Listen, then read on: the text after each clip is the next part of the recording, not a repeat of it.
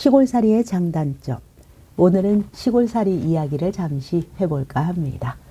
많은 분들이 마음 한켠으로는 시골살이를 하고 싶어 하시고 또 다른 한켠으로는 걱정을 하시기도 합니다. 시골살이의 좋은 점, 힘든 점 뭐가 있을까요?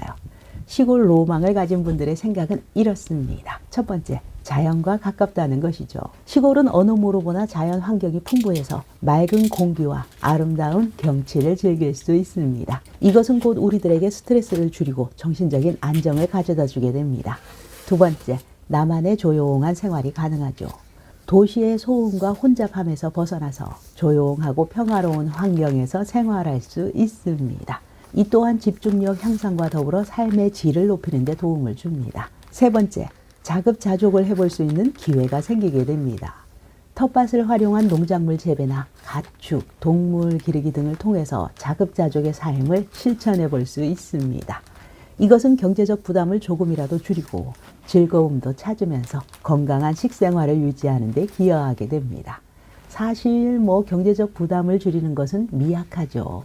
그렇지만 건강한 생활을 할 수 있다는 것만은 틀림없는 사실입니다. 네 번째, 개인의 취미 생활을 마음껏 즐길 수 있습니다. 특히 자연 속에서 원예, 수공예, 목공, 토기류 등등 활동을 하시는 분들 많이 계시죠. 시골의 넓은 마당이나 창고를 이용해서 취미나 본업을 접목시켜 활동하시는 분들 많으십니다. 이렇게 시골살이는 환경이 주는 혜택을 잘 활용하시면 더욱더 풍요로운 삶을 누릴 수 있다는 것이죠. 그렇게 자아 발견과 취미 생활을 하게 되는 것입니다. 어쨌든 이러한 요소들은 현대사회에서 점점 더 많은 사람들이 시골 생활을 선호하게 만드는 이유가 됩니다. 이 시골 생활의 삶은 단순히 공간의 변화가 아니라 삶의 질을 높이는 중요한 선택이 될 수도 있습니다. 그렇다면 시골살이의 어려운 점, 힘든 점은 어떤 걸까요? 실제로 여러 가지 어려움이 분명히 존재합니다. 첫 번째, 교통의 불편함이 있습니다. 시골은 위치에 따라 다를 수는 있겠지만 대중교통이 잘 발달되어 있지 않은 곳 많습니다. 그래서 개인 차량이 없으면 이동하기 힘들기도 합니다. 마을과 마을 간의 거리도 멀고 버스의 운행 시간이 제한적이어서 필요한 물건을 사러 가거나 친구를 만나러 가는 것도 노력이 필요하게 되죠. 날짜가 딱 정해진 시골의 장터를 가듯이 날을 지정해서 외출을 하게 되고 그날 모든 필요한 일을 처리해야 하죠. 병원을 가든 은행을 가든 친구를 만나든 한 번 외출할 때 처리하게 됩니다. 외출하기 번거로우니까요. 두 번째, 일자리 부족입니다. 시골 지역은 대도시에 비해서 일의 선택지 당연히 적습니다. 농업이나 소규모 자영업 외에는 일자리를 찾기 힘든 경우가 많죠. 안정적인 수입을 유지하기 어려운 상황이 발생할 수 있습니다. 물론 전원 생활을 하겠다라고 맘먹고 곳간을 든든히 채워두신 분, 이런 분들은 일자리가 필요 없을 수도 있겠지만 말입니다. 그러나 시골에서는 무료하고 적적함을 이기기 위해서 또는 사람들과 소통도 할 겸 소일 삼아 일을 하기도 합니다. 일자리 구하기 힘드니 많은 젊은이들이 도시로 이주하는 현상. 이 현상은 예전부터 있어 왔던 것이죠. 세 번째는 사회적 고립감입니다. 사실은 이게 제일 크기도 합니다. 시골은 인구 밀도가 낮아서 이웃과의 교류가 적을 수밖에 없습니다. 그래서 외로움을 아주 쉽게 느낍니다. 내 집 주위에 다른 집들이 없다는 것, 이웃이 없다는 것.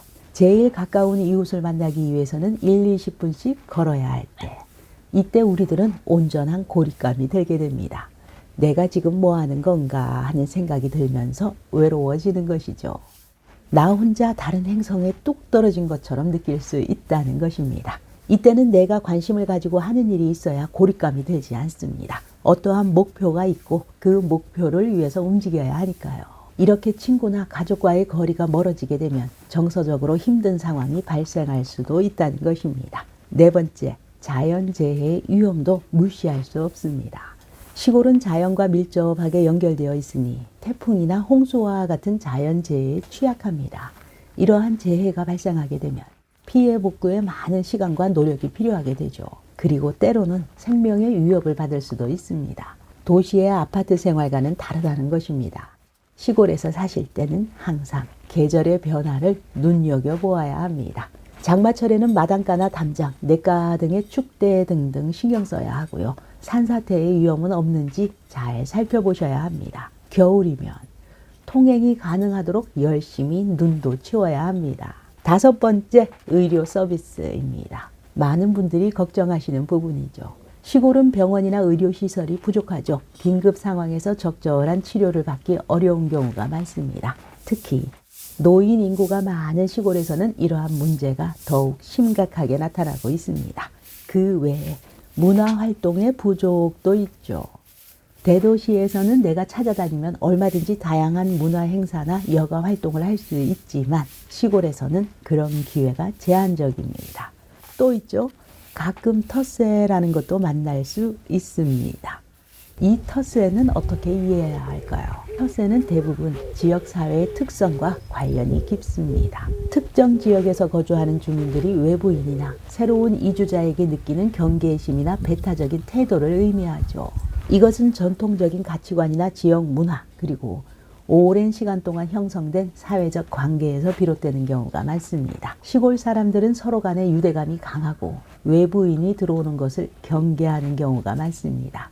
그래서 새로운 사람이 그 마을에 진입하고 뿌리를 내리는데 어려움을 겪게 됩니다. 따라서 시골에서의 생활을 고려할 때는 지역 주민들과의 관계를 잘 형성하고 그들의 문화를 존중하는 것이 중요합니다. 또한 텃세를 극복하기 위해서는 지역 행사에 참여하거나 이웃과의 소통을 통해서 신뢰를 쌓는 노력이 필요합니다.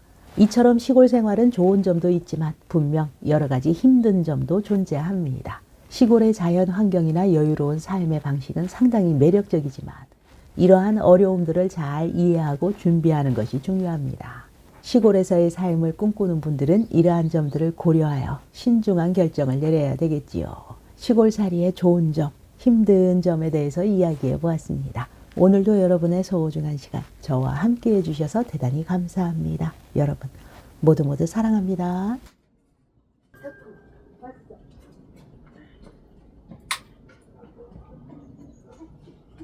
명철이 어디 갔어? 명철이 안 뛰어?